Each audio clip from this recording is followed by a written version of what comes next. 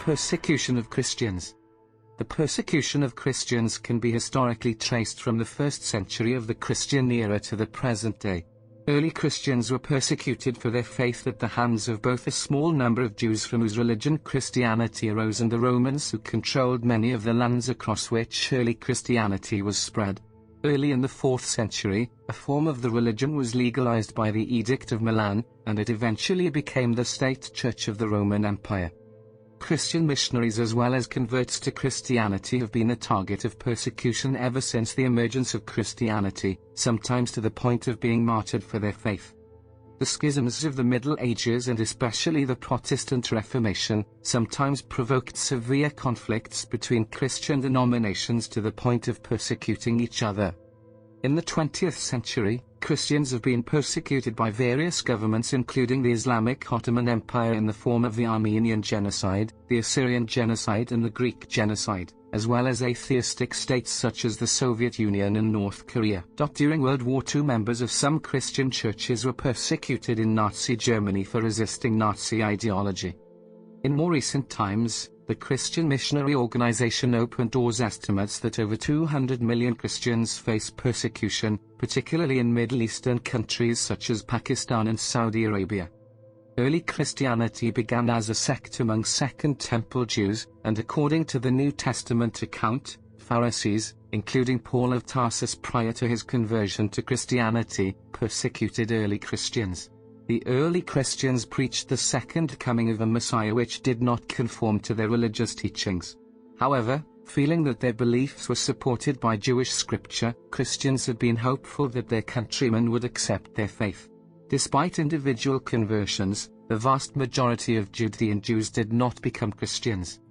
Claudius Etzer asserts that Jews did not see Christians as clearly separate from their own community until at least the middle of the 2nd century. Thus, acts of Jewish persecution of Christians fall within the boundaries of synagogue discipline and were so perceived by Jews acting and thinking as the established community. The Christians, on the other hand, saw themselves as persecuted rather than disciplined. Intercommunal dissension began almost immediately with the teachings of Stephen at Jerusalem, who was considered an apostate. According to the Acts of the Apostles, a year after the crucifixion of Jesus, Stephen was stoned for his alleged transgression of the faith, with Saul looking on. In 41 AD, when Agrippa I, who already possessed the territory of Antipas and Philip, obtained the title of King of the Jews, in a sense reforming the kingdom of Herod, he was reportedly eager to endear himself to his Jewish subjects and continued the persecution in which James the Greater lost his life, Peter narrowly escaped and the rest of the apostles took flight. After Agrippa's death, the Roman procuratorship began and those leaders maintained a neutral peace, until the procurator Festus died and the high priest Annas II took advantage of the power vacuum to attack the church and executed James the Just, then leader of Jerusalem's Christians. The New Testament states that Paul was himself imprisoned on several occasions by Roman authorities, stoned by Pharisees and left for dead on one occasion, and was eventually taken as a prisoner to Rome. Peter and other early Christians were also imprisoned, beaten and harassed. The Great Jewish Revolt, spurred by the Roman killing of 3,000 Jews, led to the destruction of Jerusalem in 70 AD, the end of Second Temple Judaism, and the disempowering of the Jewish persecutors. According to an old church tradition, which is mostly doubted by historians, the early Christian community had fled Jerusalem beforehand, to the already pacified region of Pella. Luke T. Johnson nuances the harsh portrayal of the Jews in the Gospels by contextualizing the polemics within the rhetoric of contemporaneous philosophical debate, showing how rival schools of thought routinely insulted and slandered their opponents. These attacks were formulaic and stereotyped, crafted to define who was the enemy in the debates, but not used with the expectation that their insults and accusations would be taken literally, as they would be centuries later, resulting in millennia of Christian anti-Semitism. By the 4th century, John Chrysostom argued that the Pharisees alone, not the Romans, were responsible for the murder of Jesus. However, according to Walter Law, absolving Pilate from guilt may have been connected with the missionary activities of early Christianity in Rome and the desire not to antagonize those they want to convert. The first documented case of imperially supervised persecution of Christians in the Roman Empire begins with Nero. In 64 AD, a great fire broke out in Rome, destroying portions of the city and economically devastating the Roman population. Some people suspected that Nero himself was the arsonist, as Suetonius reported, claiming that he played the lyre and sung the Sacervilium during the fires. In his annals, Tacitus stated that to get rid of the report, Nero fastened the guilt and inflicted the most exquisite tortures on a class hated for their abominations, called Christians by the populace. Suetonius, later to the period, does not mention any persecution after the fire, but in a previous paragraph unrelated to the fire, mentions punishments inflicted on Christians, defined as men following a new and malefic superstition. Suetonius, however, does not specify the reasons for the punishment, he just lists the fact together with other abuses put down by Nero. In the first 2 centuries, Christianity was a relatively small sect which was not a significant concern of the emperor. The Church was not in a struggle for its existence during its first centuries, before its adoption by the Roman Empire as its national religion. Persecutions of Christians were sporadic and locally inspired. One traditional account of killing is the persecution in Lyon, in which Christians were purportedly mass slaughtered by being thrown to wild beasts under the decree of Roman officials for reportedly refusing to renounce their faith, according to Saint Irenaeus. The sole source for this event is early Christian historian Eusebius of Caesarea's Church History, an account written in Egypt in the 4th century. Tertullian's Apologeticus of 197 was ostensibly written in defense of persecuted Christians and was addressed to Roman governors.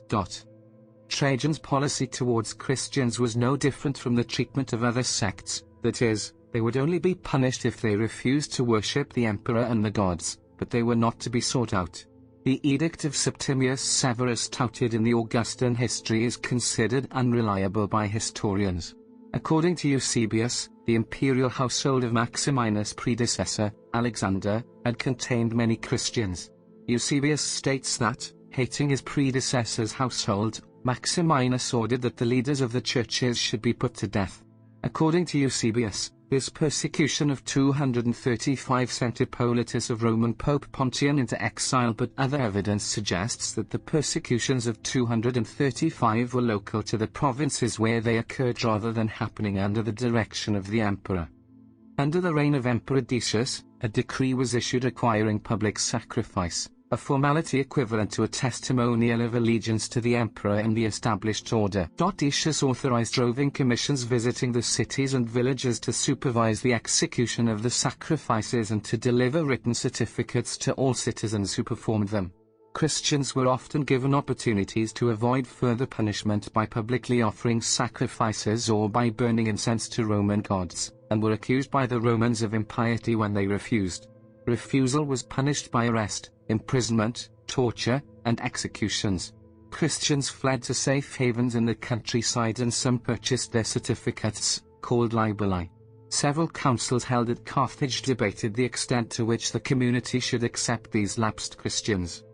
The Christian Church, despite no indication in the surviving texts that the edict targeted any specific group, never forgot the reign of Decius, whom they labeled as that fierce tyrant.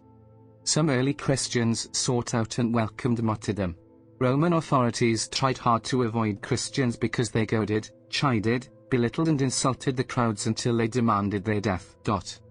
According to Drojan Tabor, in 185 the proconsul of Asia, Arrius Antoninus, was approached by a group of Christians demanding to be executed. The proconsul obliged some of them and then sent the rest away, saying that if they wanted to kill themselves there was plenty of rope available or cliffs they could jump off.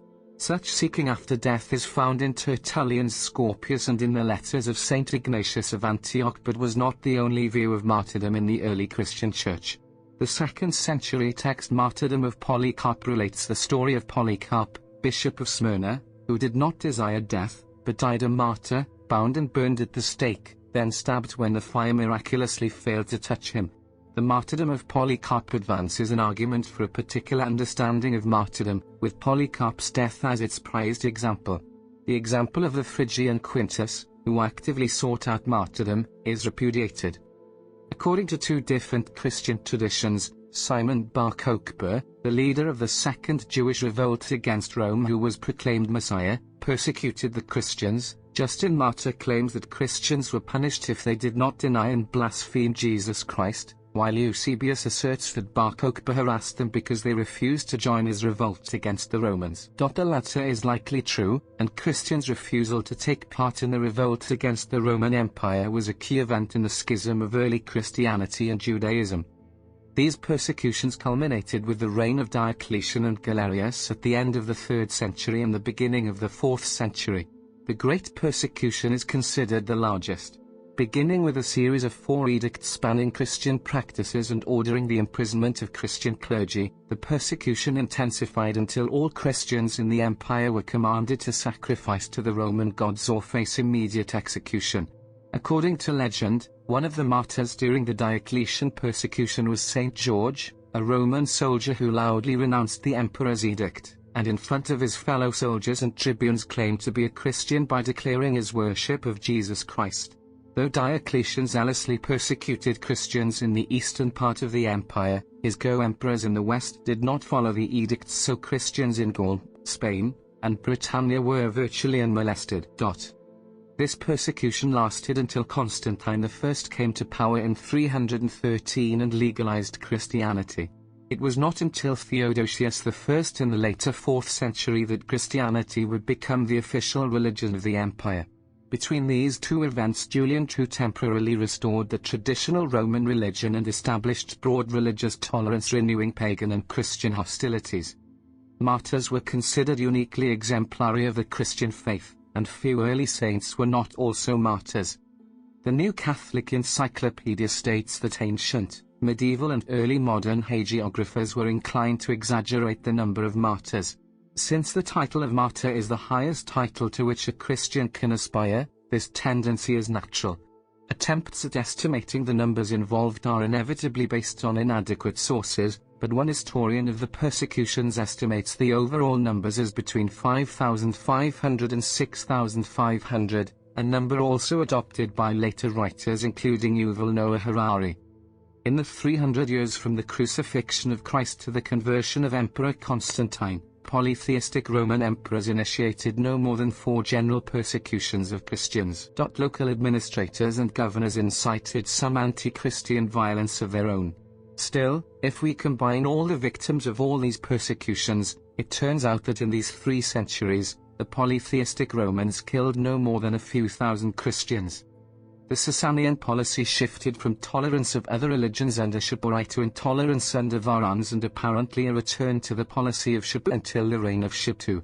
The persecution at the time was initiated by Constantine's conversion to Christianity, which followed that of Armenian king Tiridates in about 301 AD. The Christians were thus viewed with suspicions of secretly being partisans of Roman Empire.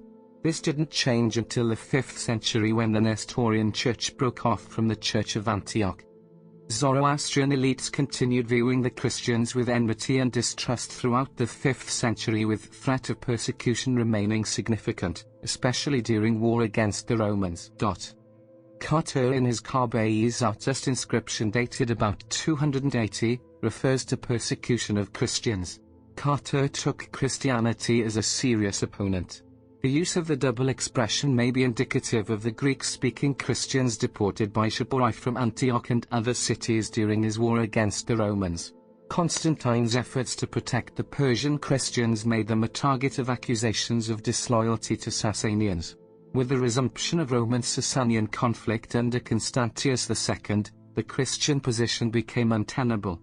Zoroastrian priests targeted clergy and ascetics of local Christians to eliminate the leaders of the church. A Syriac manuscript in Edessa in 411 documents dozens executed in various parts of Western Sasanian Empire. In 341, Shapur ordered the persecution of all Christians. In response to their subversive attitude and support of Romans, Shapur doubled the tax on Christians. Shimon bar Sabu informed him that he could not pay the taxes demanded from him and his community. He was martyred, and a 40-year-long period of persecution of Christians began. The Council of Seleucia Ctesiphon gave up choosing bishops since it would result in death. The local Mobids, with the help of satraps, organized slaughters of Christians in Adia Bene, Beth-Gami, Khuzestan and many other provinces. Yazdegerdai showed tolerance towards Jews and Christians for much of his rule. He allowed Christians to practice their religion freely, demolished monasteries and churches were rebuilt, and missionaries were allowed to operate freely. He reversed his policies during the later part of his reign, however, suppressing missionary activities. Bahram V continued and intensified their persecution, resulting in many of them fleeing to the Byzantine Empire. Bahram demanded their return, sparking a war between the two.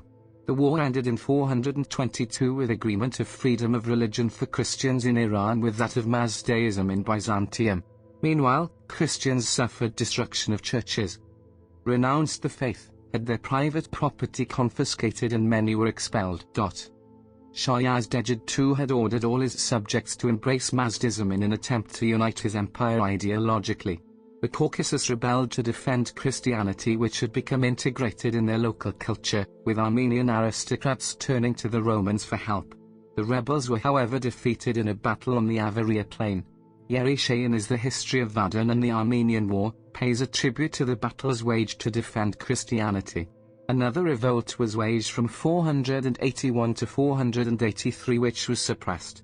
However, the Armenians succeeded in gaining freedom of religion among other improvements. Accounts of executions for apostasy of Zoroastrians who converted to Christianity during Sasanian rule proliferated from the 5th to early 7th century, and continued to be produced even after collapse of Sasanians. The punishment of apostates increased under Yazdegerd and continued under successive kings. It was normative for apostates who were brought to the notice of authorities to be executed, although the prosecution of apostasy depended on political circumstances and Zoroastrian jurisprudence. Per Richard E. Payne, the executions were meant to create a mutually recognized boundary between interactions of the people of the two religions and preventing one religion challenging another's viability. Although the violence on Christians was selective and especially carried out on elites, it served to keep Christian communities in a subordinate and yet viable position in relation to Zoroastrianism. Christians were allowed to build religious buildings and serve in the government as long as they didn't expand their institutions and population at the expense of Zoroastrianism. Khosrow I was generally regarded as tolerant of Christians and interested in the philosophical and theological disputes during his reign. Sabios claimed he had converted to Christianity on his deathbed.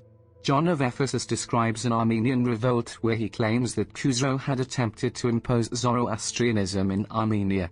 The account, however, is very similar to the one of Armenian revolts of 451. In addition, Sabios doesn't mention any religious persecution in his account of the revolt of 571.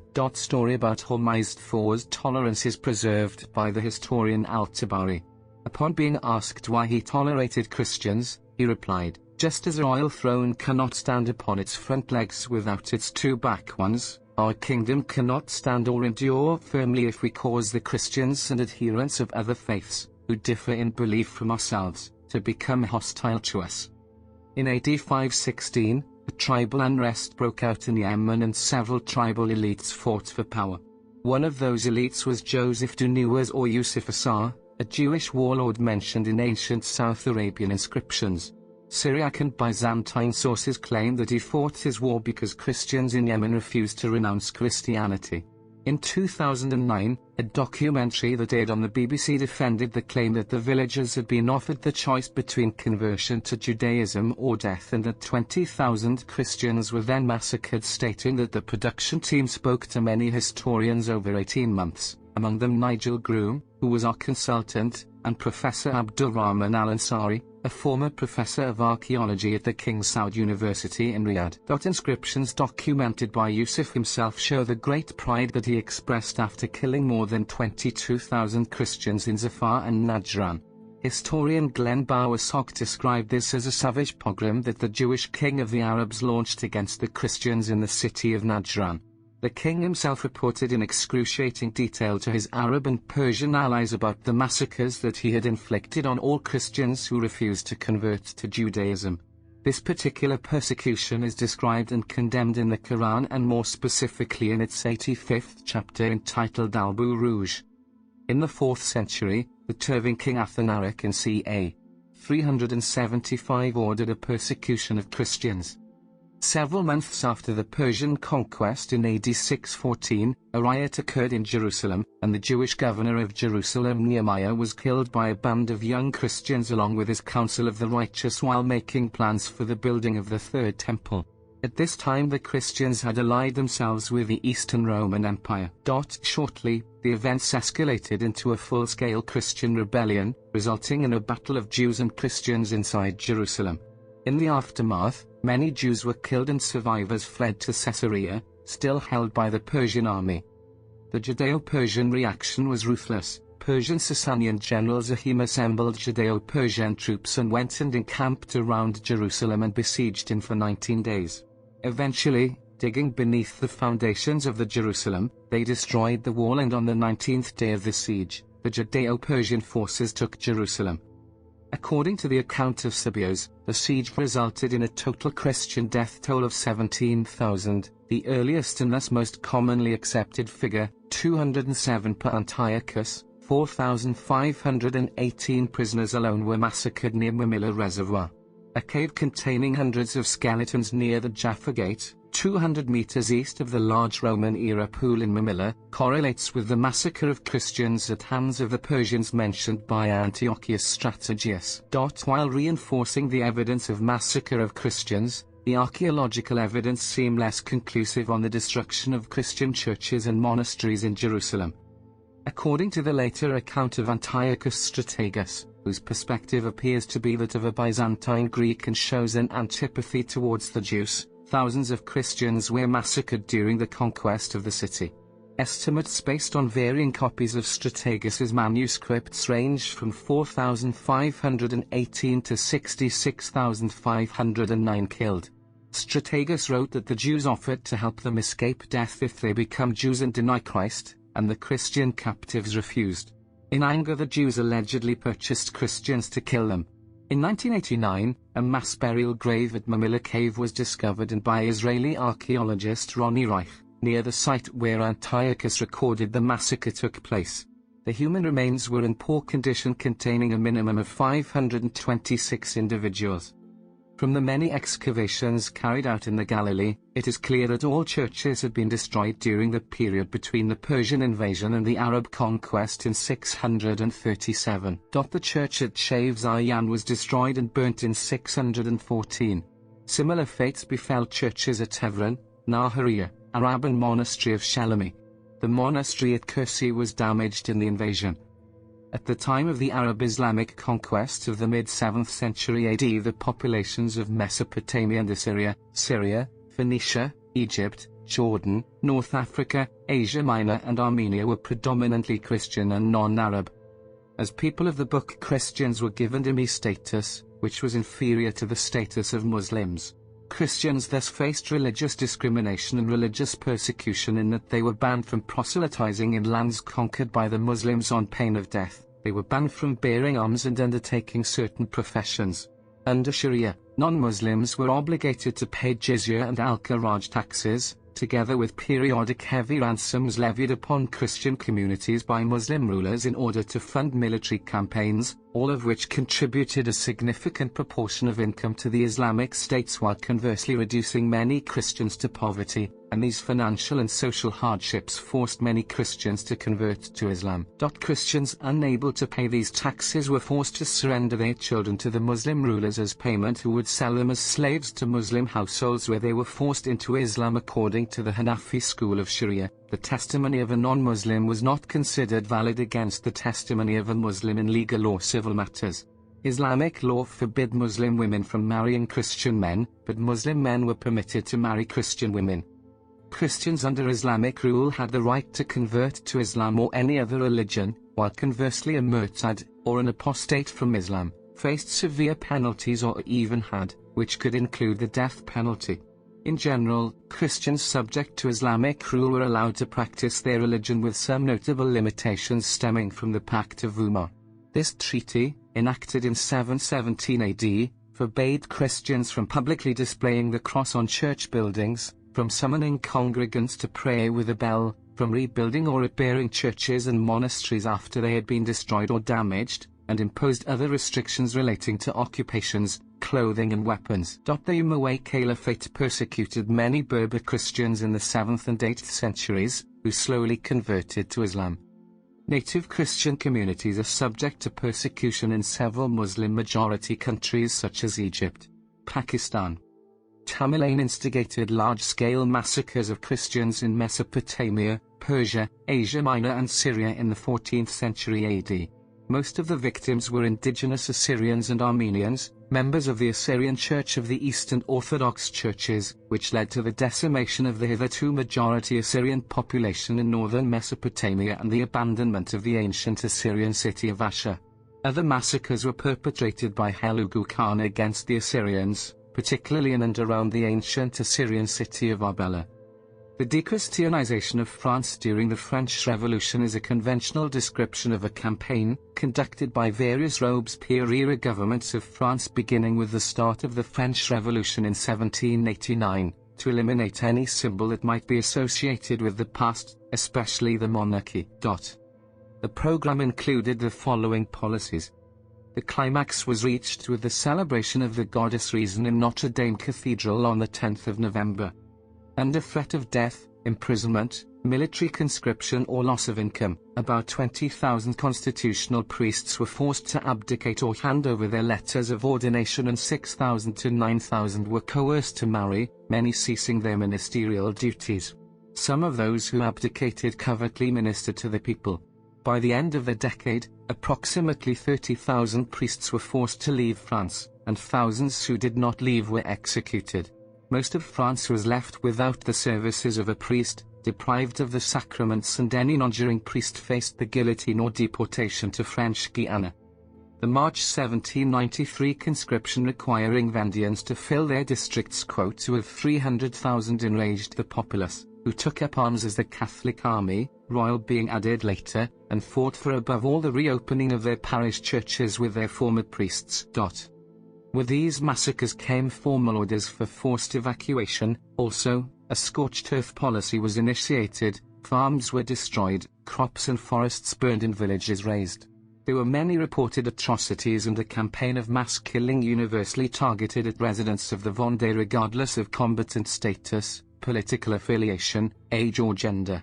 By July 1796, the estimated Vendean dead numbered between 117,000 and 500,000, out of a population of around 800,000. Some historians call these mass killings the first modern genocide, specifically because intent to exterminate the Catholic Vendeans was clearly stated, though others have rejected these claims. Beginning in the late 17th century, Christianity was banned for at least a century in China by the Kangxi Emperor of the Qing dynasty after the Pope forbade Chinese Catholics from venerating their relatives or Confucius.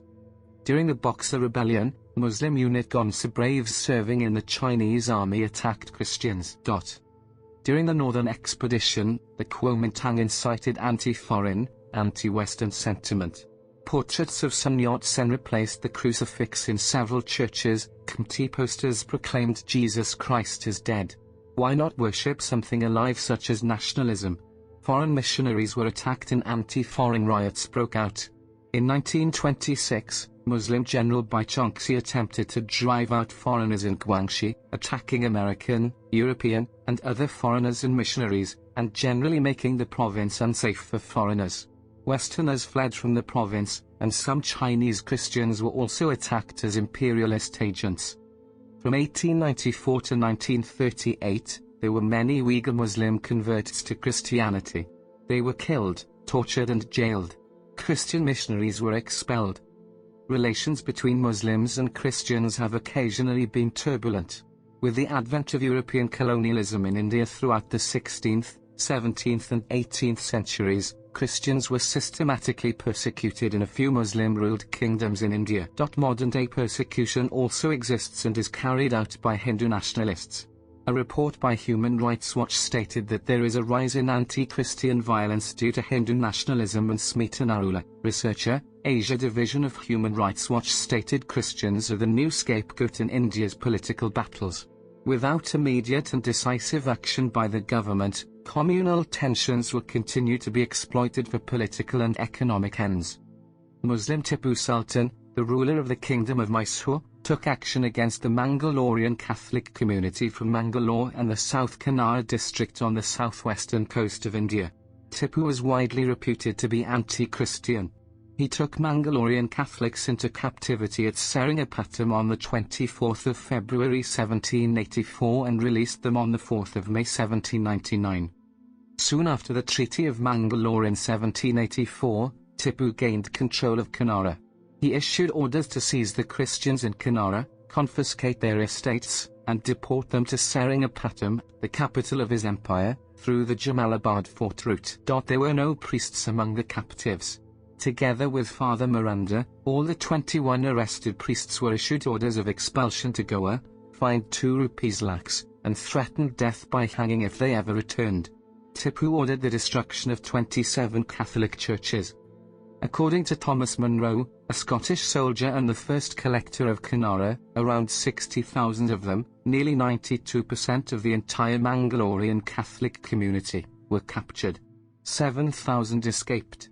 Observer Francis Buchanan reports that 70,000 were captured, from a population of 80,000, with 10,000 escaping.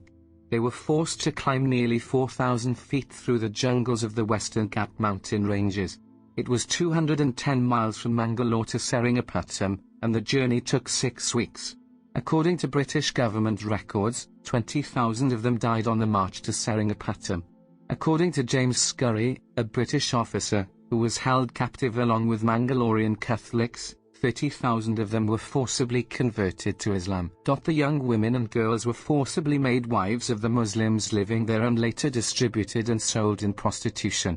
The young men who offered resistance were disfigured by cutting their noses, upper lips, and ears.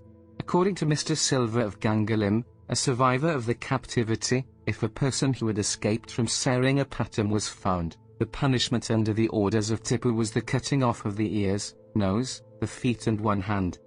The Archbishop of Goa wrote in 1800, "It is notoriously known in all Asia and all other parts of the globe of the oppression and sufferings experienced by the Christians in the dominion of the King of Kanara, during the usurpation of that country by Tipu Sultan from an implacable hatred he had against them who professed Christianity." Tipu Sultan's invasion of the Malabar coast had an adverse impact on the St. Thomas Christian community of the Malabar coast. Many churches in Malabar and Cochin were damaged. The old Syrian Nazrani seminary at Angamali, which had been the center of Catholic religious education for several centuries, was razed to the ground by Tipu's soldiers. Many centuries-old religious manuscripts were lost forever. The church was later relocated to Kottayam, where it still exists to this date. The Morsabur Church at Akaparambu and the Martha Mariam Church attached to the seminary were destroyed as well. Tipu's army set fire to the church at Palaur and attacked the Ola Church in 1790. Furthermore, the Arthat Church and the Ambazhakad Seminary was also destroyed. Over the course of this invasion, many St. Thomas Christians were killed or forcibly converted to Islam. Most of the coconut, areca nut, pepper and cashew plantations held by the St. Thomas Christian farmers were also indiscriminately destroyed by the invading army.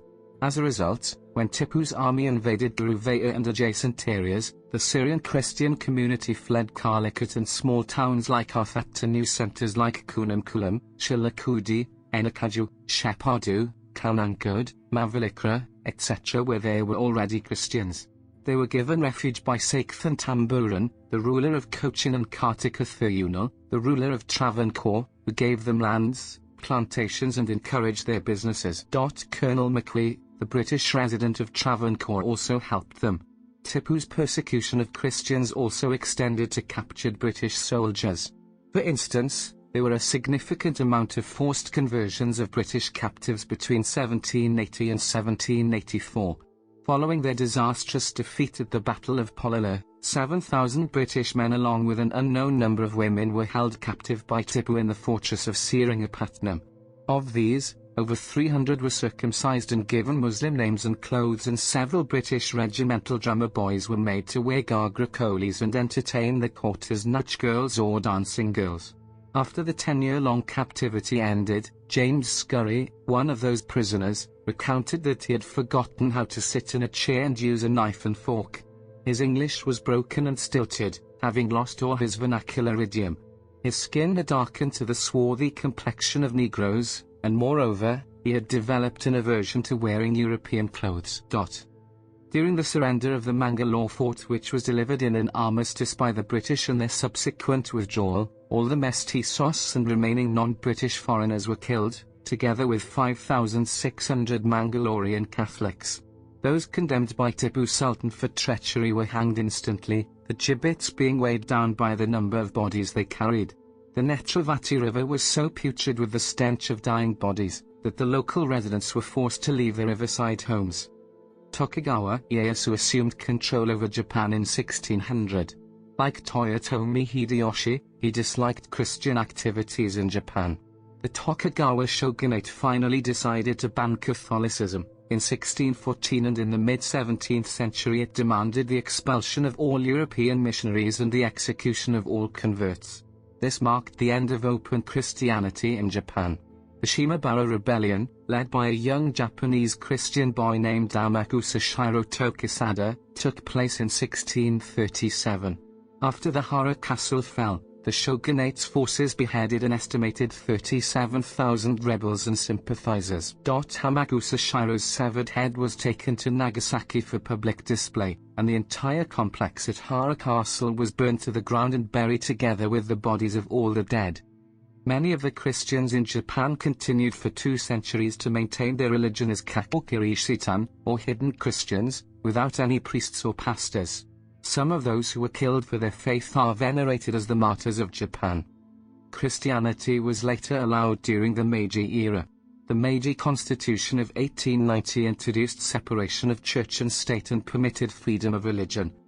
Relations between Muslims and Christians in the Ottoman Empire during the modern era were shaped in no small part by broader dynamics related to European colonial and neo-imperialist activity in the region, dynamics that frequently generated tensions between the two. Too often, growing European influence in the region during the 19th century seemed to disproportionately benefit Christians, thus producing resentment on the part of many Muslims, likewise a suspicion that Christians were colluding with the European powers in order to weaken the Islamic world. Further exacerbating relations was the fact that Christians seemed to benefit disproportionately from efforts at reform. Likewise, the various Christian nationalist uprisings in the empire's European territories, which often had the support of the European powers. Since the time of the Austro-Turkish War, relations between Muslims and Christians in the European provinces of the Ottoman Empire gradually took more extreme forms and resulted in occasional calls by some Muslim religious leaders for the expulsion or extermination of local Christians.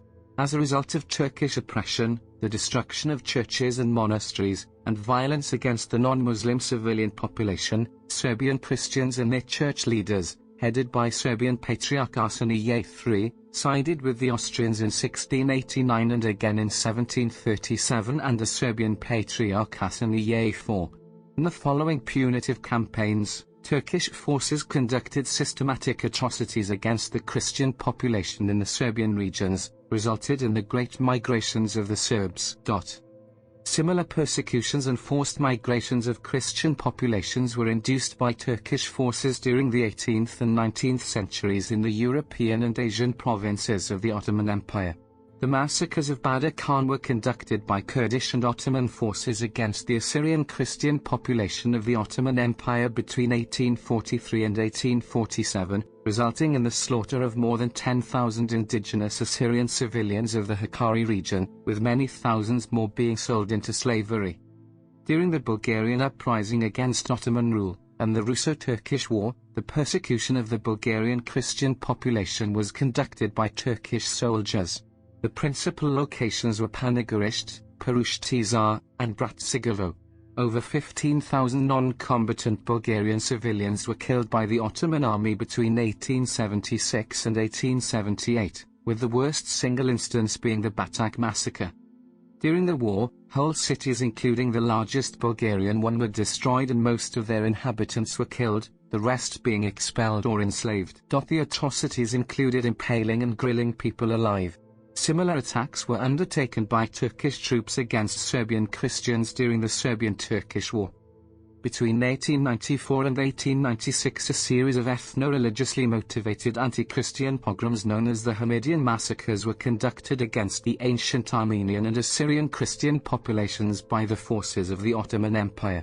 The motives for these massacres were an attempt to reassert pan-Islamism in the Ottoman Empire, resentment of the comparative wealth of the ancient indigenous Christian communities, and a fear that they would attempt to secede from the tottering Ottoman Empire. The massacres mainly took place in what is today southeastern Turkey, northeastern Syria and northern Iraq. Assyrians and Armenians were massacred in Diyarbakir, Hasankeyf, Shivas and other parts of Anatolia and northern Mesopotamia, by Sultan Abdul Hamid II. The death toll is estimated to have been as high as 325,000 people, with a further 546,000 Armenians and Assyrians made destitute by forced deportations of survivors from cities, and the destruction or theft of almost 2,500 of their farmsteads, towns and villages. Hundreds of churches and monasteries were also destroyed or forcibly converted into mosques.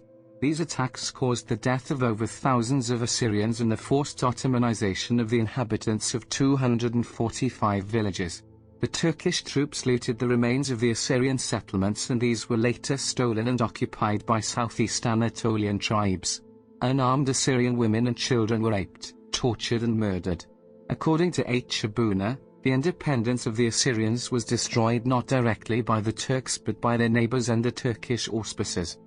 The Adana massacre occurred in the Adana Vilayet of the Ottoman Empire in April 1909. A massacre of Armenian and Assyrian Christians in the city of Adana and its surrounds amidst the Ottoman counter-coup of 1909 led to a series of anti-Christian pogroms throughout the province. Reports estimated that the Adana province massacres resulted in the deaths of as many as 30,000 Armenians and 1,500 Assyrians.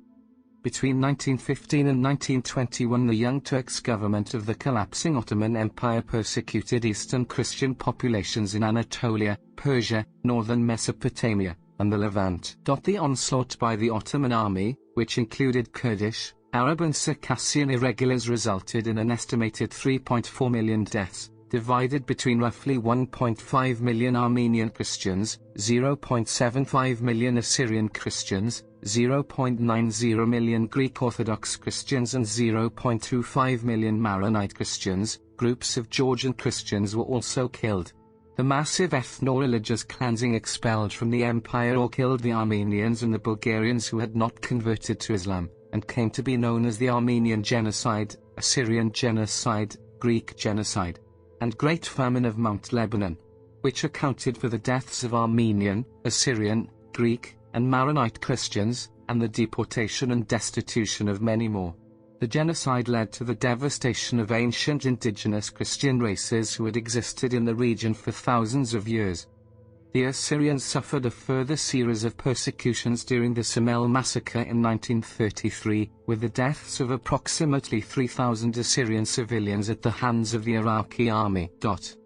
After the Russian Revolution of 1917, the Bolsheviks undertook a massive program to remove the influence of the Russian Orthodox Church from the government while outlawing anti-Semitism in Russian society and promoting atheism. Tens of thousands of churches were destroyed or converted to other uses, and many members of the clergy were murdered, publicly executed and imprisoned for what the government termed anti-government activities. An extensive educational and propaganda campaign was launched in order to convince people, especially children and youths, to abandon their religious beliefs. This persecution resulted in the intentional murder of 500,000 Orthodox followers by the government of the Soviet Union during the 20th century. This persecution affected the Orthodox. It also affected other groups, such as the Mennonites, who largely fled to the Americas. Under the doctrine of state atheism in the Soviet Union, a government-sponsored program of forced conversion to atheism was conducted by the Communists. The Communist Party destroyed churches, mosques and temples, ridiculed, harassed, incarcerated and executed religious leaders, flooded the schools and media with anti-religious teachings, and it introduced a belief system called scientific atheism, with its own rituals, promises and proselytizers. Many priests were killed and imprisoned, thousands of churches were closed. In 1925 the government founded the League of Militant Atheists in order to intensify the persecution. The League of Militant Atheists was also a nominally independent organization established by the Communist Party to promote atheism. The state established atheism as the only scientific truth. Soviet authorities forbade the criticism of atheism and agnosticism until 1936 or of the state's anti-religious policies. Such criticism could lead to forced retirement. Militant atheism became central to the ideology of the Communist Party of the Soviet Union and a high-priority policy of all Soviet leaders. Christopher Marsh, a professor at the Baylor University, writes that tracing the social nature of religion from Schleiermacher and Feuerbach to Marx, Engels, and Lenin, the idea of religion as a social product evolved to the point of policies aimed at the forced conversion of believers to atheism.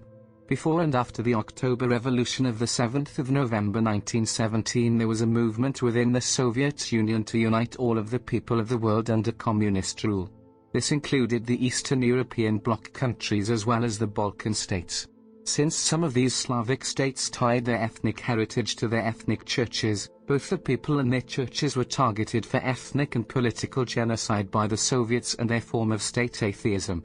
The Soviets' official religious stance was one of religious freedom or tolerance, though the state established atheism as the only scientific truth.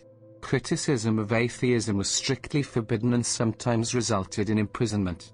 Some of the more high-profile individuals who were executed include Metropolitan Benjamin of Petrograd, priest and scientist Pavel Florensky and Bishop Gorazd Pavlik. Across Eastern Europe following World War II, the parts of the Nazi Empire conquered by the Soviet Red Army, and Yugoslavia became one-party communist states and the project of coercive conversion to atheism continued. The Soviet Union ended its wartime truce with the Russian Orthodox Church, and extended its persecutions to the newly communist Eastern Bloc. In Poland, Hungary, Lithuania and other Eastern European countries, Catholic leaders who were unwilling to be silent were denounced, publicly humiliated or imprisoned by the communists. Leaders of the National Orthodox churches in Romania and Bulgaria had to be cautious and submissive, wrote Jeffrey Blaney. While the churches were generally not treated as severely as they had been in the USSR, nearly all of their schools and many of their churches were closed, and they lost their formerly prominent roles in public life. Children were taught atheism, and clergy were imprisoned by the thousands. In the Eastern Bloc, Christian churches, along with Jewish synagogues and Islamic mosques, were forcibly converted into museums of atheism. The total number of Christian victims under the Soviet regime has been estimated to range from 12 to 20 million. The communist regime confiscated church property, ridiculed religion, harassed believers, and propagated atheism in the schools. Actions towards particular religions, however, were determined by state interests, and most organized religions were never outlawed. It is estimated that 500,000 Russian Orthodox Christians were martyred in the gulags by the Soviet government, excluding the members of other Christian denominations who were also tortured or killed. Along with execution, some other actions against Orthodox priests and believers included torture, being sent to prison camps, labor camps or mental hospitals. In the first 5 years after the Bolshevik Revolution, 28 bishops and 1,200 priests were executed. The main target of the anti-religious campaign in the 1920s and 1930s was the Russian Orthodox Church, which had the largest number of faithful. A very large segment of its clergy, and many of its believers, were shot or sent to labor camps. Theological schools were closed, and church publications were prohibited.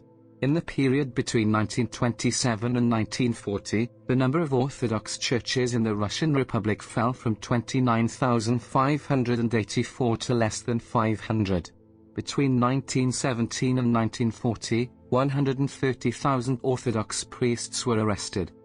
The widespread persecution and internecine disputes within the church hierarchy lead to the seat of Patriarch of Moscow being vacant from 1925 to 1943. After Nazi Germany's attack on the Soviet Union in 1941, Joseph Stalin revived the Russian Orthodox Church in order to intensify patriotic support for the war effort. By 1957, about 22,000 Russian Orthodox churches had become active. But in 1959, Nikita Khrushchev initiated his own campaign against the Russian Orthodox Church and forced the closure of about 12,000 churches. By 1985, fewer than 7,000 churches remained active. In the Soviet Union, in addition to the methodical closure and destruction of churches, the charitable and social work formerly done by ecclesiastical authorities was taken over by the state. As with all private property, church-owned property was confiscated by the state and converted to public use. The few places of worship left to the church were legally viewed as state property which the government permitted the church to use. After the advent of state-funded universal education, the church was not permitted to carry on educational, instructional activity for children. For adults, only training for church-related occupations was allowed. With the exception of sermons during the celebration of the Divine Liturgy, it could not instruct the faithful or evangelize the youth. Catechism classes, religious schools, study groups, Sunday schools and religious publications were all declared illegal and banned. This caused many religious tracts to be circulated as illegal literature or samizdat. This persecution continued, even after the death of Stalin until the dissolution of the Soviet Union in 1991. Since the fall of the Soviet Union, the Russian Orthodox Church has recognized a number of new martyrs as saints, some of whom were executed during the mass operations of the NKVD under directives like NKVD Order No. 00447. In the 19th century, Mexican President Benito Juárez confiscated church lands.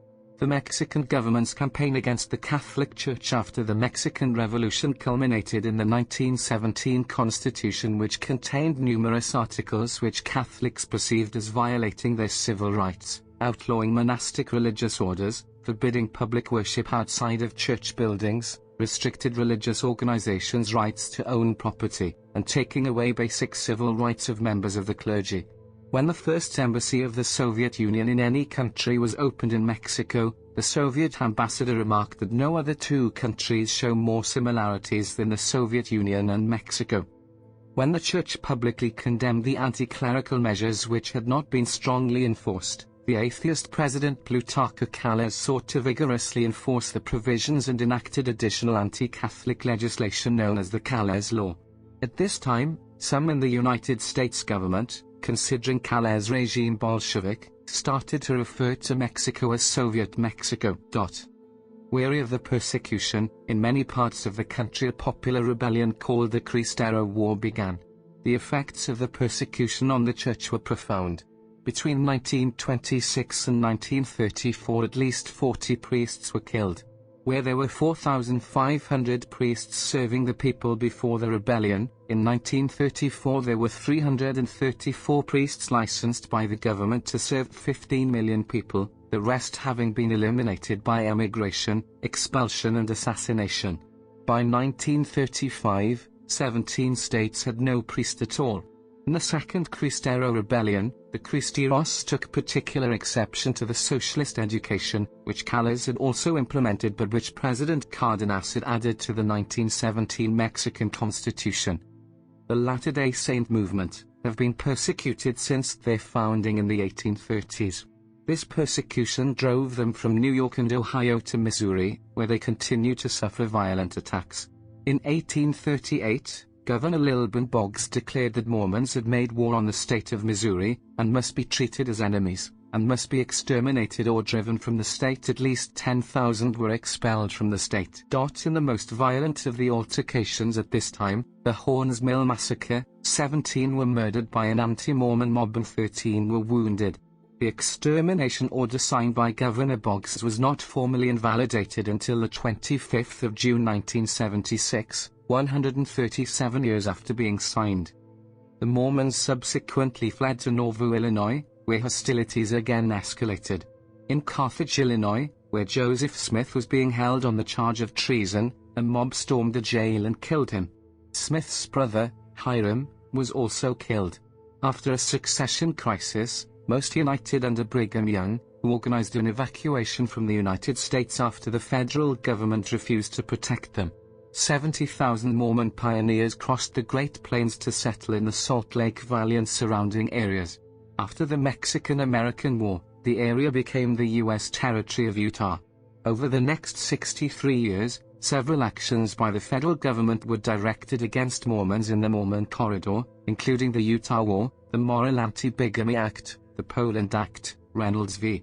United States, the Edmunds Act, the Edmunds-Tucker Act, and the Reed-Smoot hearings. Queen Anne of Valona I issued a royal edict prohibiting the practice of Christianity in Madagascar, expelled British missionaries from the island, and sought to stem the growth of conversion to Christianity within her realm. Many Malagasy citizens were put to death during this period as a consequence of their refusal to recant their Christian faith.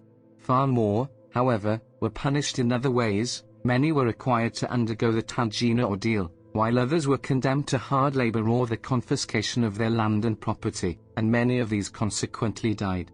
The Tangina ordeal was commonly administered to determine the guilt or innocence of an accused person for any crime, including the practice of Christianity, and involved ingestion of the poison contained within the nut of the Tangina tree. Survivors were deemed innocent, while those who perished were assumed guilty. In 1838, it was estimated that as many as 100,000 people in Imerina died as a result of the Tangina ordeal, constituting roughly 20% of the population. Contributing to a strongly unfavorable view of Anne of Valona's rule in historical accounts. Malagasy Christians would remember this period as Enwaithani Mazina, or the time when the land was dark. Persecution of Christians intensified in 1840, 1849 and 1857. In 1849, deemed the worst of these years by British missionary to Madagascar W. E. Cummins, 1,900 people were fined, jailed or otherwise punished in relation to their Christian faith, including 18 executions. The Second Republic, proclaimed in 1931, attempted to establish a regime with a separation between state and church as it had happened in France. When established, the Republic passed a number of laws that prompted progress in education, but also challenged the power of the Church, entrenched values and traditional public ceremonies. A process of political polarization had characterized the Spanish Second Republic. Party divisions became increasingly embittered and questions of religious identity came to assume a major political significance. Different church institutions presented the situation resulting from the proclamation of the Second Republic as an anti-Catholic, Masonic, Jewish, and Communist international conspiracy that heralded a clash between God and atheism, chaos and harmony, good and evil. The Church's higher-ranking officials like Isidro Goma, Bishop of Tudela, reminded their Christian subjects of their obligation to vote for the righteous, and their priests to educate the consciences. A similar approach is attested in 1912, when the Bishop of Almeria José Ignacio de Urbina announced a decisive battle that must be unleashed between the light and darkness. Since the early stages of the Second Spanish Republic, far-right forces imbued with an ultra-Catholic spirit attempted to overthrow the Republic. Carlists, Africanistas, and Catholic theologians fostered an atmosphere of social and racial hatred in their speeches and writings. Persecution of right-wingers and people associated with Catholic Church before and at the beginning of the Spanish Civil War involved the murder of priests and other clergy, as well as thousands of lay people, by sections of nearly all the leftist groups, while a killing spree unleashed also across the nationalist zone. During the Spanish Civil War of 1936 to 1939, and especially in the early months of the conflict, individual clergymen and entire religious communities were executed by leftists, which included communists and anarchists. The death toll of the clergy alone included 13 bishops, 4,172 diocesan priests and seminarians, 2,364 monks and friars and 283 nuns, for a total of 6,832 clerical victims. In addition to murders of clergy and the faithful, destruction of churches and desecration of sacred sites and objects were widespread. On the night of the 19th of July 1936 alone, some 50 churches were burned. In Barcelona, out of the 58 churches, only the cathedral was spared, and similar desecrations occurred almost everywhere in Republican Spain. Exceptions were Biscay and Gipuzkoa, where the Christian Democratic Basque Nationalist Party, after some hesitation, supported the Republic while halting persecution in the areas held by the Basque government. All Catholic churches in the Republican zone were closed. The desecration was not limited to Catholic churches, as synagogues and Protestant churches were also pillaged and closed, but some small Protestant churches were spared. The rising Franco's regime would keep Protestant churches and synagogues closed, as he only permitted Catholic Church. The Terror has been called the most extensive and violent persecution of Catholicism in Western history, in some way even more intense than that of the French Revolution. The persecution drove Catholics to the nationalists, even more than would have been expected, as these defended their religious interests and survival. Hitler and the Nazis had some support from Christian communities, mainly due to a common cause against the anti-religious communists, as well as mutual Judeophobia and anti-Semitism. Once in power, the Nazis moved to consolidate their power over the German churches and bring them in line with Nazi ideals. Some historians say that Hitler had a general covert plan, which some say existed even before the Nazis' rise to power, to destroy Christianity within the Reich, which was to be accomplished through control and subversion of the churches and which would be completed after the war. The Third Reich founded its own version of Christianity called Positive Christianity, which made major changes in the interpretation of the Bible by saying that Jesus Christ was the Son of God, but that he was not a Jew, and it also argued that Jesus despised Jews, and that the Jews were the ones who were solely responsible for Jesus' death. Thus, the Nazi government consolidated religious power, using its allies in order to consolidate Protestant churches into the Protestant Reich Church. The syncretist project of Positive Christianity was abandoned in 1940. Like other intelligentsia, Christian leaders were sometimes persecuted for their anti-Nazi political activities. Between 1939 and 1945, an estimated 3,000 members, 18% of the Polish clergy, were murdered for their suspected ties to the Polish resistance or left-wing groups, or for sheltering Jews. Outside mainstream Christianity, Jehovah's Witnesses were targets of Nazi persecution, for their refusal to swear allegiance to the Nazi government. In Nazi Germany in the 1930s and early 1940s, Jehovah's Witnesses refused to renounce their political neutrality and they were placed in concentration camps as a result. The Nazi government gave detained Jehovah's Witnesses the option of release by signing a document indicating renouncement of their faith, submission to state authority, and support of the German military. Historian Hans Hess said, some 5,000 Jehovah's Witnesses were sent to concentration camps where they alone were voluntary prisoners, so termed because the moment they recanted their views, they could be freed. Some lost their lives in the camps, but few renounced their faith. The Nazi dissolution of the Bruderhof was also carried out by the Nazi government because the Bruderhof refused to pledge allegiance to Hitler. In 1937 their property was confiscated and the group fled to England. Since Charles Taze Russell's Bible Students Group had formed after the American Civil War, there was no formal position on military service till 1914, when the body came out against military service. Jehovah's Witnesses are forbidden to engage in violence or join the military by their religion. Political and religious animosity against Jehovah's Witnesses has at times led to mob action and government oppression in various countries, including Cuba, the United States, Canada, and Singapore. The religion's doctrine of political neutrality has led to the imprisonment of members who refused conscription. Religion in Albania was subordinated to the interests of Marxism during the rule of the country's Communist Party when all religions were suppressed. This was used to justify the communist stance of state atheism from 1967 to 1991. The Agrarian Reform Law of August 1945 nationalized most of the property which belonged to religious institutions, including the estates of mosques, monasteries, orders, and dioceses. Many clergy and believers were tried and some of them were executed. All foreign Roman Catholic priests, monks, and nuns were expelled in 1946. Religious communities or branches that had their headquarters outside the country, such as the Jesuit and Franciscan orders, were henceforth ordered to terminate their activities in Albania. Religious institutions were forbidden to have anything to do with the education of the young, because that had been made the exclusive province of the state. All religious communities were prohibited from owning real estate and they were also prohibited from operating philanthropic and welfare institutions and hospitals. Although there were tactical variations in Enver Hoxha's approach to each of the major denominations, His overarching objective was the eventual destruction of all organized religion in Albania. From 1945 to 1953, the number of priests was drastically reduced and the number of Roman Catholic churches was decreased from 253 to 100, and all Catholics were stigmatized as fascists. According to Pope Emeritus Benedict XVI, Christians are the most persecuted group in the contemporary world. The Holy See has reported that over 100,000 Christians are violently killed annually because of some relation to their faith.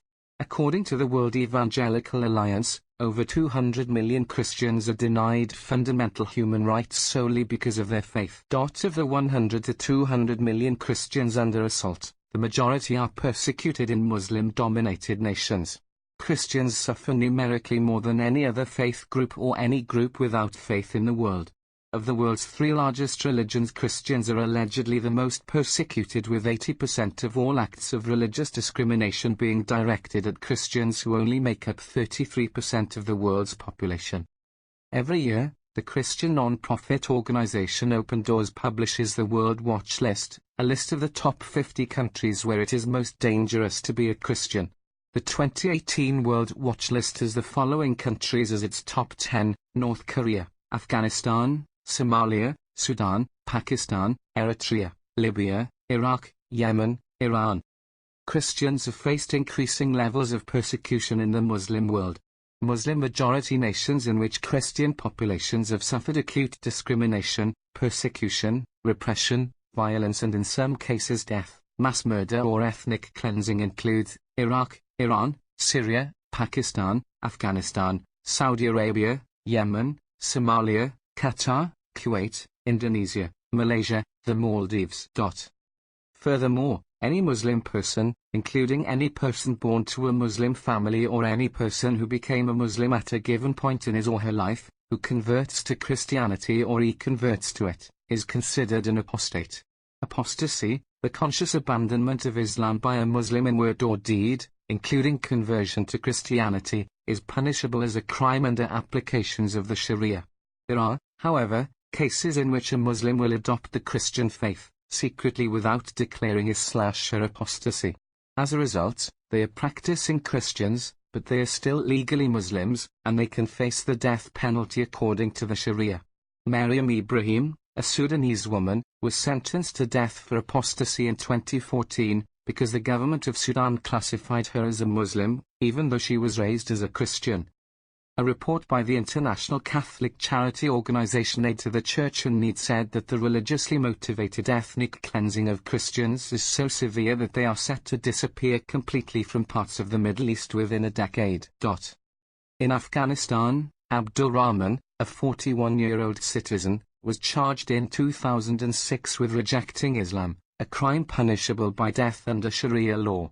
He has since been released into exile in the West under intense pressure from Western governments.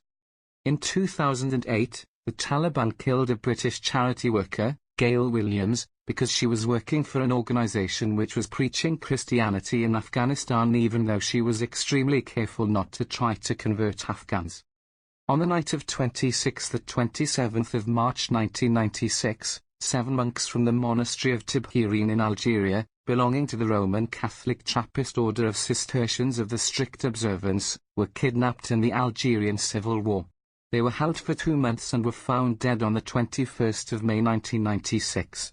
The circumstances of their kidnapping and death remain controversial. The armed Islamic group allegedly took responsibility for both, but the then French military attaché, retired General François Biaqualter, reports that they were accidentally killed by the Algerian army in a rescue attempt, and claims have been made that the GIA itself was a cat's paw of Algeria's secret services.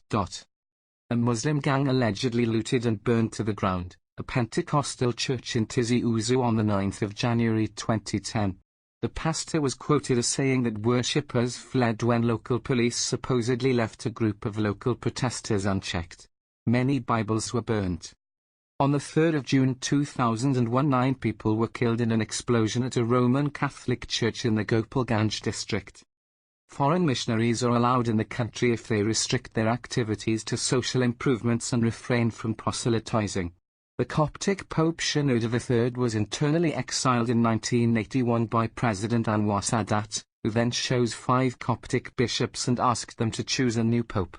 They refused, and in 1985 President Hosni Mubarak restored Pope Shenouda III, who had been accused of fomenting interconfessional strife. Particularly in Upper Egypt, the rise in extremist Islamist groups such as the Jamaah Islamiyah during the 1980s was accompanied by increased attacks on Copts and on Coptic Orthodox churches. These have since declined with the decline of those organizations, but still continue. The police have been accused of siding with the attackers in some of these cases. There have been periodic acts of violence against Christians since, including attacks on Coptic Orthodox churches in Alexandria in April 2006, and sectarian violence in Dahshur in July 2012. From 2011 to 2013, more than 150 kidnappings, for ransom, of Christians have been reported in the Minyar Governorate. Christians have been convicted for contempt of religion, such as poet Fatima Nayot in 2016. Although Christians are minority in Indonesia, Christianity is one of the 6 official religions of Indonesia and religious freedom is permitted. But there are some religious tensions and persecutions in the country, and most of the tensions and persecutions are civil and not by state. In January 1999, tens of thousands died when Muslim gunmen terrorized Christians who had voted for independence in East Timor. These events came toward the end of the East Timor genocide, which began around 1975. In Indonesia, religious conflicts have typically occurred in Western New Guinea, Maluku, and Sulawesi. The presence of Muslims in these traditionally Christian regions is in part a result of the transmigrasi program of population redistribution. Conflicts have often occurred because of the aims of radical Islamist organizations such as Jamaah Islamiyah or Laskar Jihad to impose Sharia, with such groups attacking Christians and destroying over 600 churches. In 2005, 3 Christian girls were beheaded as retaliation for previous Muslim deaths in Christian-Muslim rioting. The men were imprisoned for the murders, including Jamaah Islamiyah's district ringleader Hassanuddin. On going to jail, Hassanuddin said, "It's not a problem, because this is a part of our struggle." Later in November 2011, another fight between Christians against Muslims happened in Ambon. Muslims allegedly set fire to several Christian houses, forcing the occupants to leave the buildings. In December 2011, a second church in Boga, West Java was ordered to halt its activities by the local mayor. Another Catholic church had been built there in 2005. Previously a Christian church, GKI Taman Yasmin, had been sealed. Local authorities refused to lift a ban on the activities of the church, despite an order from the Supreme Court of Indonesia. Local authorities have persecuted the Christian church for 3 years. While the state has ordered religious toleration, it has not enforced these orders. In Aceh province, the only province in Indonesia with autonomous Islamic Sharia law, 20 churches in Singkil Regency face threat of demolition due to gubernatorial decree requires the approval of 150 worshippers, while a ministerial decree also requires the approval of 60 local residents of different faiths. On the 30th of April 2012, all the 20 churches have been closed down by order from the acting regent, which also ordered members of the congregations to tear down the churches by themselves. Most of the churches slated for demolition were built in the 1930s and 1940s. The Regency has 2 churches open, both built after 2000. The Assyrian genocide and Armenian genocide of World War I conducted by invading Turks drastically reduced the Christian population of Iran, as they did with Turkey, Iraq and to a lesser degree northeast Syria. Though Iran recognizes Assyrian and Armenian Christians as ethnic and religious minorities and they have representatives in the parliament, they are nonetheless forced to adhere to Iran's strict interpretation of Islamic law. After the 1979 revolution, Muslim converts to Christianity have been arrested and sometimes executed. Youssef Nadarkhani is an Iranian Christian pastor who was arrested on charges of apostasy in October 2009 and was subsequently sentenced to death. In June 2011, the Iranian Supreme Court overruled his death sentence on condition that he recant, which he refused to do. In a reversal on the 8th of September 2012, he was acquitted of the charges of apostasy and extortion, and sentenced to time served for the charge of propaganda against the regime, and immediately released. According to UNHCR, although Christians now represent less than 5% of the total Iraqi population, they make up 40% of the refugees now living in nearby countries. Northern Iraq remained predominantly Assyrian, Eastern Aramaic-speaking and Christian until the destructions of Tamerlane at the end of the 14th century. The Assyrian Church of the East has its origin in what is now northern Iraq, southeast Turkey, and northeastern Syria. By the end of the 13th century there were 12 Nestorian dioceses in a strip from Peking to Samarkand. When the 14th century Muslim warlord of Turco-Mongol descent, Timur, conquered Persia, Mesopotamia, and Syria, the civilian population was decimated. Timur had 70,000 Assyrian Christians beheaded in Tikrit, and 90,000 more in Baghdad. The Hamidian massacres and Assyrian genocide were followed by a further series of killings in 1933, with the Simele massacre which accounted for the slaughter of thousands of Assyrian Christians. In 1987, the last Iraqi census counted 1.4 million Christians. They were tolerated under the secular regime of Saddam Hussein, who even made one of them, Tariq Aziz, his deputy. However, persecution by Saddam Hussein continued against the Christians on an ethnic, cultural and racial level, as the vast majority are Mesopotamian Eastern Aramaic-speaking ethnic Assyrians. The Assyro-Aramaic language and script was repressed, the giving of Hebraic/Aramaic Christian names or Akkadian/Assyro-Babylonian names forbidden, and Saddam exploited religious differences between Assyrian denominations such as Chaldean Catholics, Assyrian Church of the East, Syriac Orthodox Church, Assyrian Pentecostal Church and Ancient Church of the East, in an attempt to divide them. Many Assyrians and Armenians were ethnically cleansed from their towns and villages under the Al-Ain Nefaya campaign in 1988, despite this campaign being aimed primarily at Kurds. In 2004, 5 churches were destroyed by bombing, and Christians were targeted by kidnappers and Islamic extremists, leading to tens of thousands of Christians fleeing to Assyrian regions in the north or leaving the country altogether. In 2006, the number of Assyrian Christians dropped to between 500,000 and 800,000, of whom 250,000 lived in Baghdad.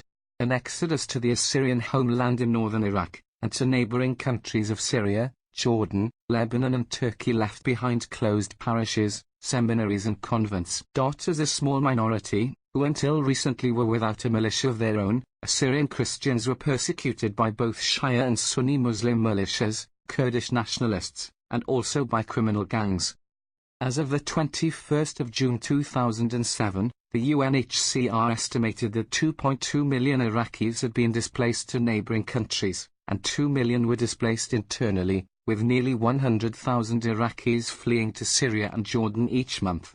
The 25th of May 2007 article notes that in the past 7 months 69 people from Iraq have been granted refugee status in the United States. In 2007, Chaldean Catholic Church priest Father Ragid Aziz Ghani and subdeacons Basman Yusuf David, Wahid Hana Esho, and Ghassan Izam Baidord were killed in the ancient city of Mosul. Ghani was driving with his 3 deacons when they were stopped and demanded to convert to Islam. When they refused, they were shot. Ghani was the pastor of the Chaldean Church of the Holy Spirit in Mosul and a graduate from the Pontifical University of St. Thomas Aquinas, Angelicum in Rome in 2003 with a licentiate in ecumenical theology. 6 months later, the body of Paulus Faraj Raho, Archbishop of Mosul, was found buried near Mosul. He was kidnapped on the 29th of February 2008 when his bodyguards and driver were killed. See 2008 attacks on Christians in Mosul for more details. In 2010 there was an attack on the Our Lady of Salvation Syriac Catholic Cathedral of Baghdad, Iraq, that took place during Sunday evening Mass on the 31st of October 2010. The attack left at least 58 people dead, after more than 100 had been taken hostage.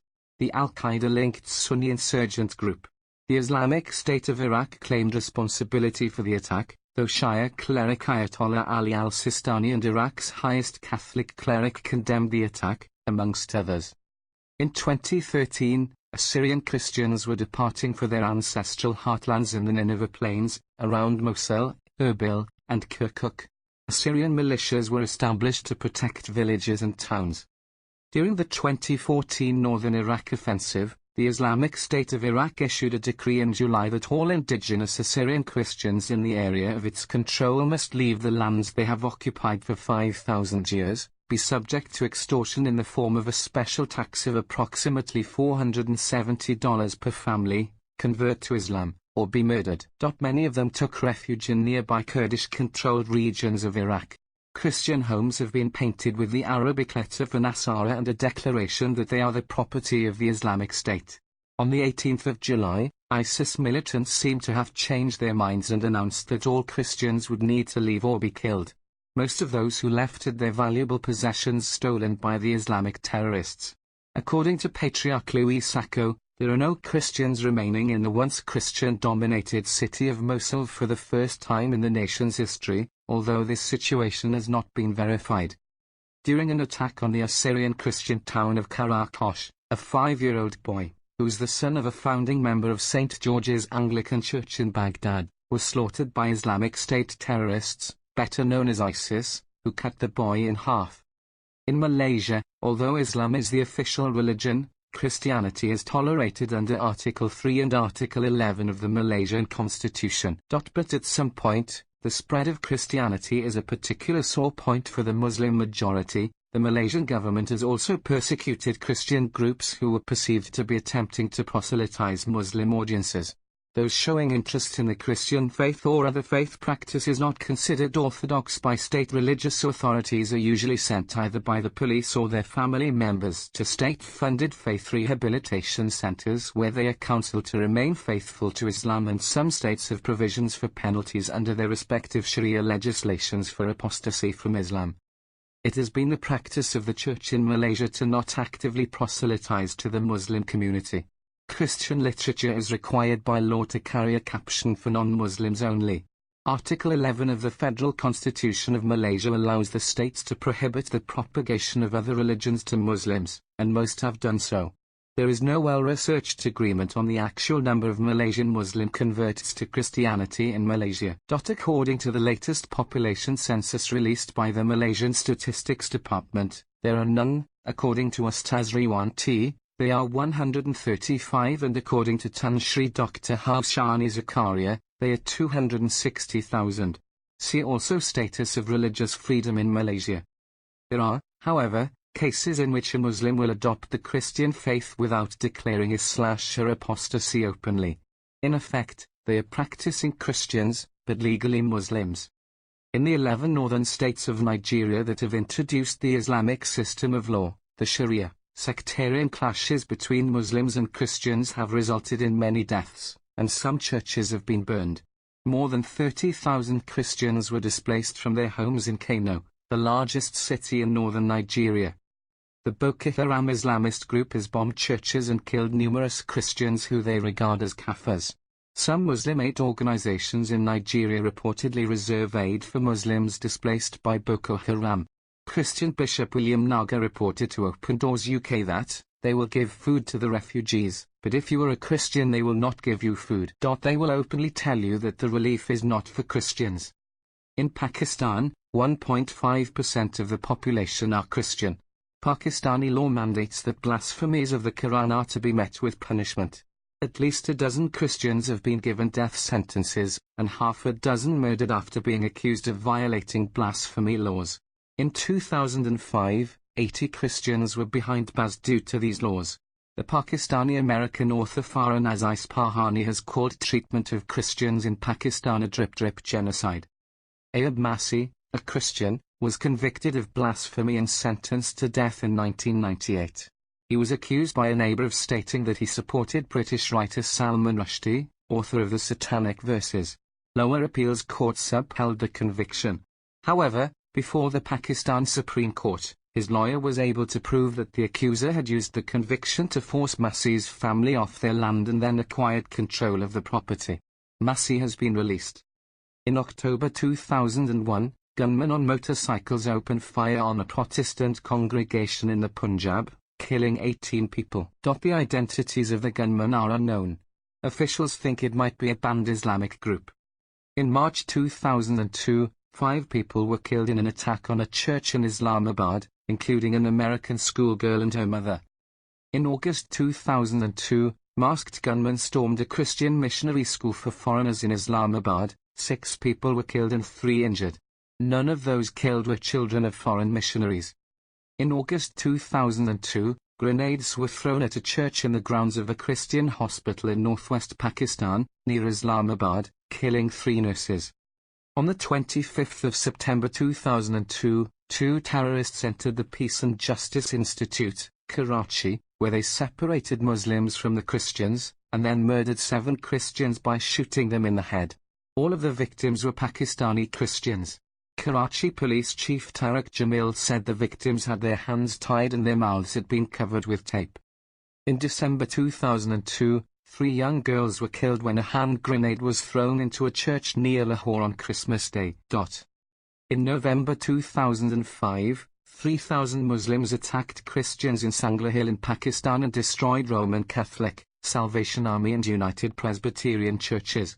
The attack was over allegations of violation of blasphemy laws by a Pakistani Christian named Yusuf Masih. The attacks were widely condemned by some political parties in Pakistan. On the 5th of June 2006, a Pakistani Christian, Nasir Ashraf, was assaulted for the sin of using public drinking water facilities near Lahore. 1 year later, in August 2007, a Christian missionary couple, Reverend Arif and Kathleen Khan, were gunned down by Muslim terrorists in Islamabad. Pakistani police believed that the murders was committed by a member of Khan's parish over alleged sexual harassment by Khan. This assertion is widely doubted by Khan's family as well as by Pakistani Christians. In August 2009, 6 Christians, including 4 women and a child, were burnt alive by Muslim militants and a church set ablaze in Gujrat, Pakistan when violence broke out after alleged desecration of a Quran in a wedding ceremony by Christians.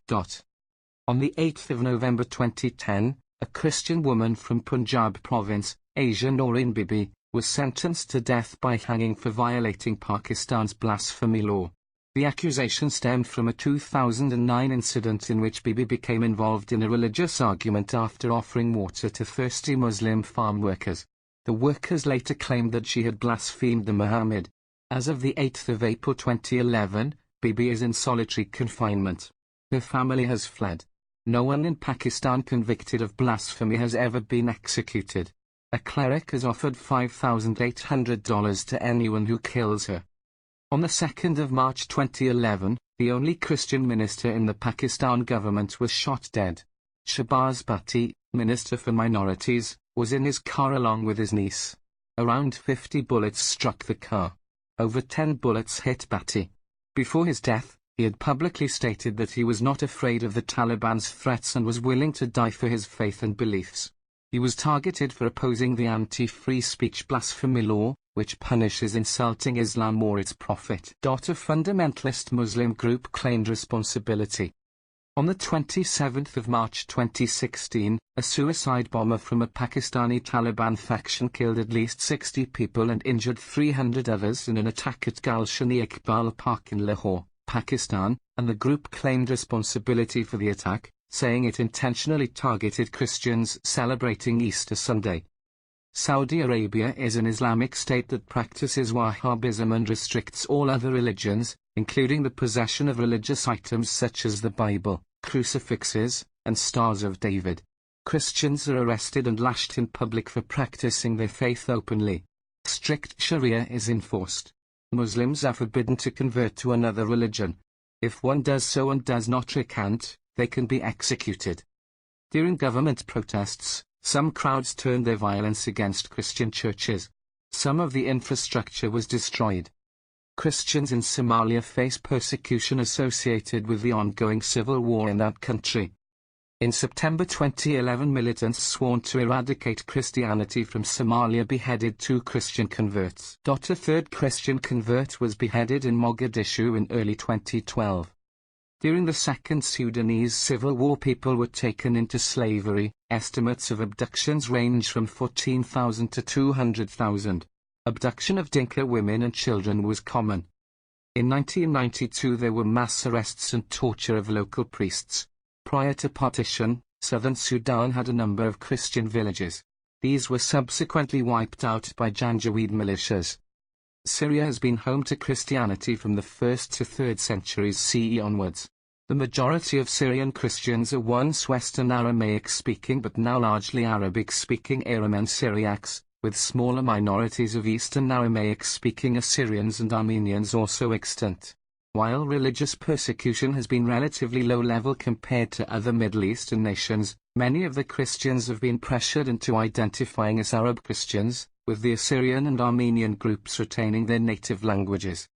On the 17th of October 1850 the Muslim majority began rioting against the Uniate Catholics, a minority that lived in the communities of Judaidah, in the city of Aleppo.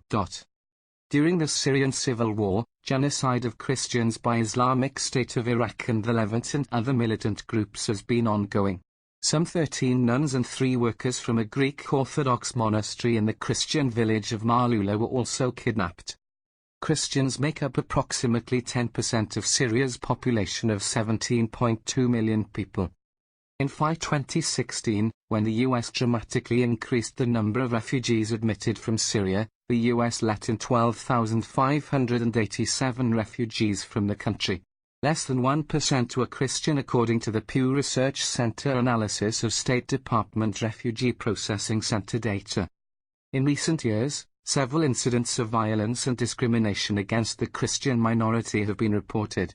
These included the bombing of a Christian church in Dushanbe in 2000, killing 10 and wounding many more.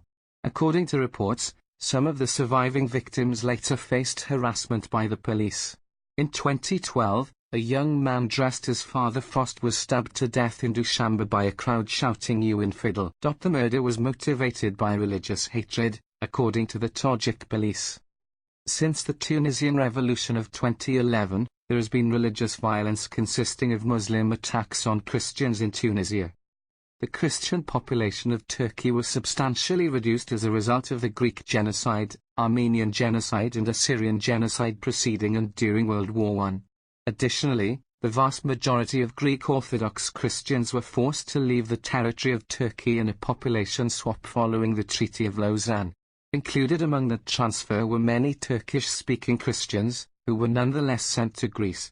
After years of persecution, emigration Greek Orthodox from the Istanbul region greatly accelerated, reducing the 119,822 strong Greek minority before the attack to about 7,000 by 1978.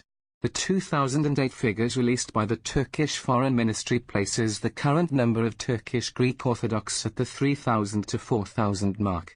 The different Christian communities as Armenians and the Catholic community in Istanbul was also targeted during Istanbul pogrom.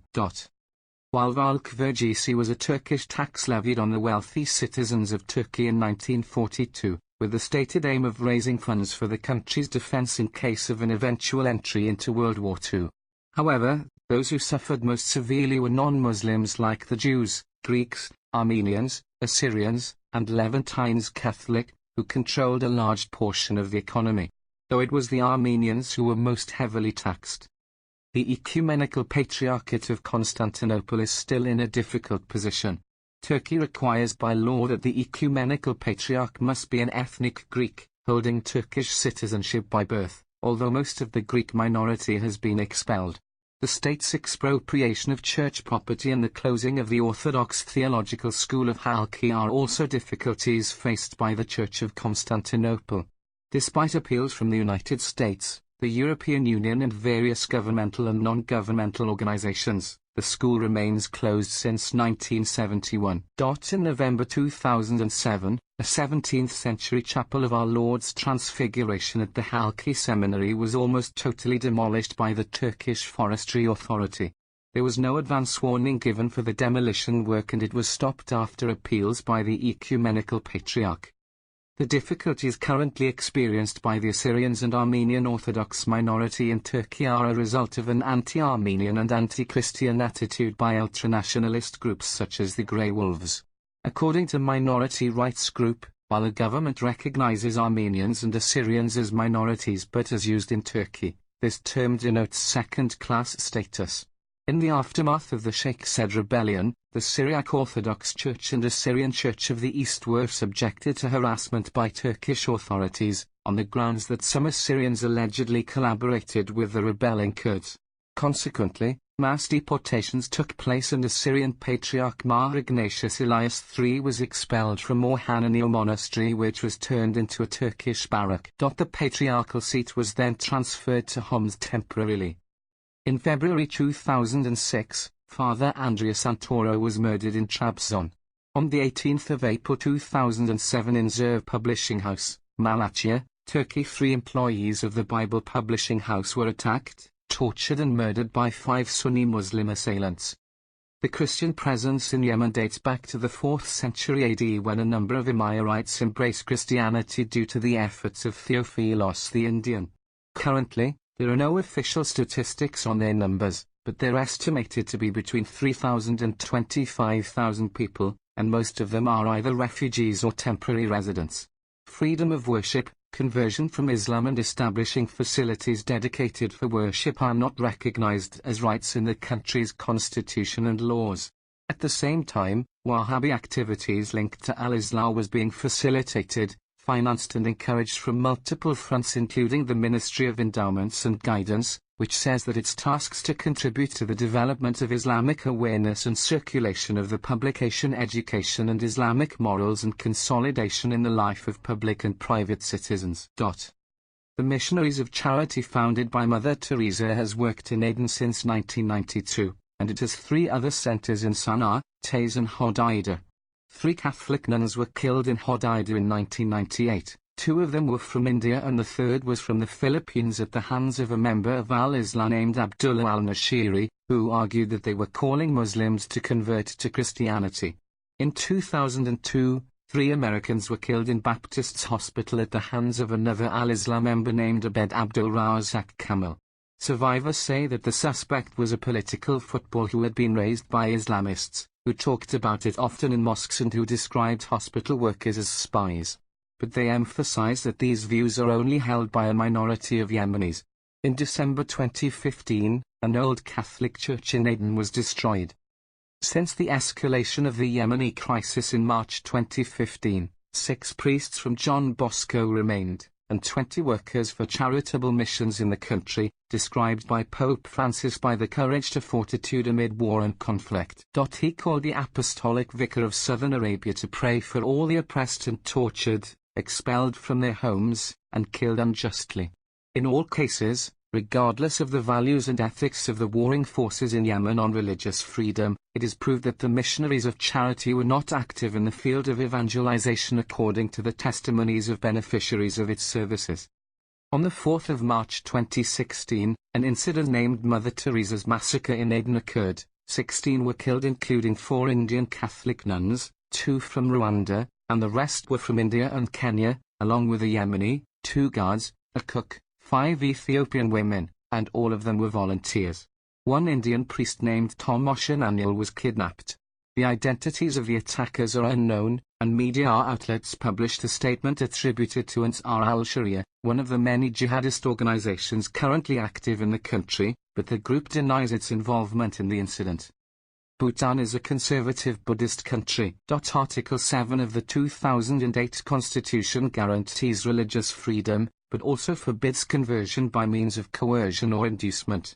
According to Open Doors, to many Bhutanese this hinders the ability of Christians to proselytize. With the Maoist victory in the Chinese Civil War, mainland China became officially atheist. In addition, Marxist-Leninist atheism has been widely publicized. During the Cultural Revolution, temples, churches, mosques, monasteries, and cemeteries were closed down and sometimes converted to other uses, looted, and destroyed. The Communist government of the People's Republic of China tries to maintain tight control over all religions, so the only legal Christian churches are those under the Communist Party of China control. Churches which are not controlled by the government are shut down, and their members are imprisoned. Gong Shenglang, head of the South China Church, was sentenced to death in 2001. Although his sentence was commuted to a jail sentence, Amnesty International reports that he has been tortured. A Christian lobby group says that about 300 Christians caught attending unregistered house churches were in jail in 2004. In January 2016, a prominent Christian church leader, Reverend Gu Yuis, who criticized the mass removal of church crucifixes by the government, was arrested for embezzling funds. Chinese authorities have taken down hundreds of crosses in Zhejiang province known as China's Bible Belt. Gu led China's largest authorized church with capacity of 5,000 in Hangzhou, capital of Zhejiang. Muslims in India who convert to Christianity have been subjected to harassment, intimidation, and attacks by Muslims. In Jammu and Kashmir, a Christian convert and missionary, Bashir Tantri, was killed, allegedly by Islamic militants in 2006. A Christian priest, K.K. Alavi, a 1970 convert from Islam, thereby raised the ire of his former Muslim community and received many death threats. An Islamic terrorist group named the National Development Front actively campaigned against him. In the southern state of India, Kerala, which has an ancient pre-Islamic community of Eastern Rite Christians, Islamic terrorists chopped off the hand of Professor T.J. Joseph due to allegation of blasphemy of prophet. The organizations involved in persecution of Christians have stated that the violence is an expression of spontaneous anger of emphasis against forcible conversion activities undertaken by missionaries. These claims have been disputed by Christians of belief described as mythical in propaganda by Sangh-Parivar. The opposing organizations objects in any case to all conversions as a threat to national unity. Religious scholar Cyril Velayath of Sophia University stated that the attacks by Hindus on Christians were the work of individuals motivated by disgruntled politicians or phony religious leaders, and where religion is concerned, the typical Hindu is an exceptionally amicable and tolerant person. Hinduism as a religion could well be one of the most accommodating in the world. Rather than confront and destroy, it has a tendency to welcome and assimilate. According to Rudolf Siaradia, religious conversion was a critical issue even before the creation of the modern state. Mohandas Gandhi opposed the Christian missionaries, calling them as the remnants of colonial Western culture. He claimed that by converting into Christianity, Hindus have changed their nationality. In its controversial annual human rights reports for 1999, the United States Department of State criticized India for increasing societal violence against Christians.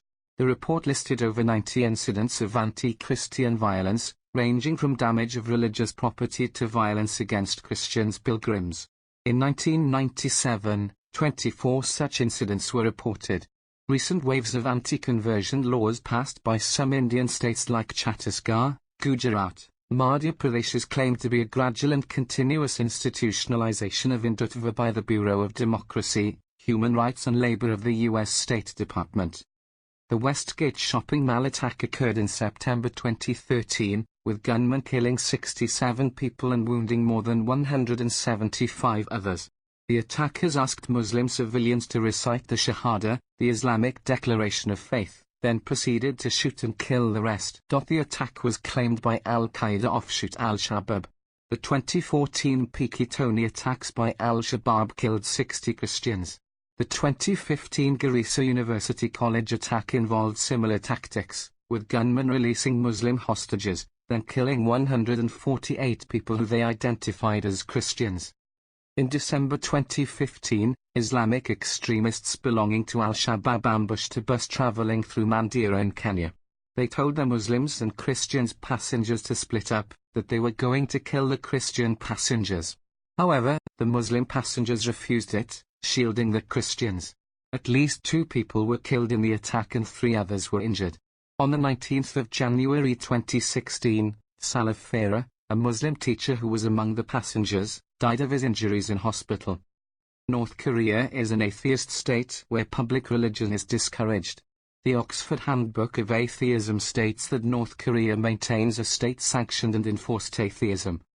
North Korea leads the list of 50 countries in which Christians are persecuted the most at current time according to a watch list by Open Doors. It is currently estimated that more than 50,000 Christians are locked inside concentration camps because of their faith, where they are systematically subjugated to mistreatments such as unrestrained torture, mass starvation and even imprisonment and death by asphyxiation in gas chambers.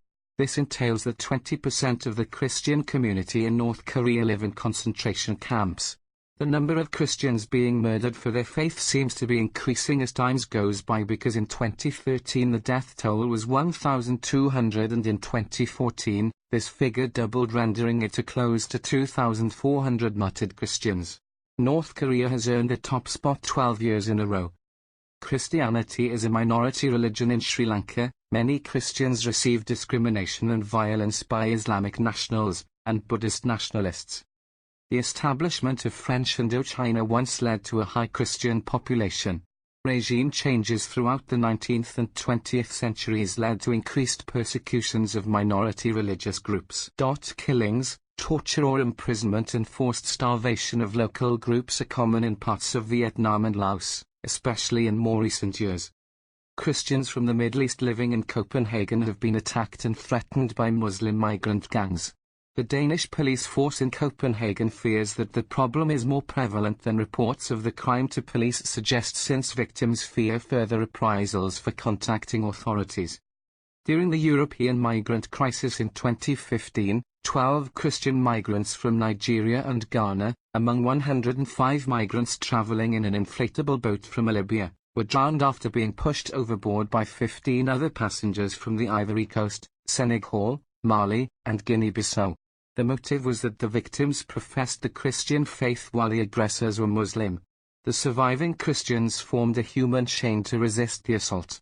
The 15 suspects were arrested in Palermo, Sicily, and charged with multiple aggravated murders motivated by religious hate by the Italian authorities. In 2017, after Minister of the Interior Thomas de Maizière had asked crimes against Christians to be recorded, German authorities reported 100 attacks on Christians and their symbols, among which were on murder. 9 resulted in injury in the case of Assen. A quarter of the cases concerned attacks on churches and Christian symbols.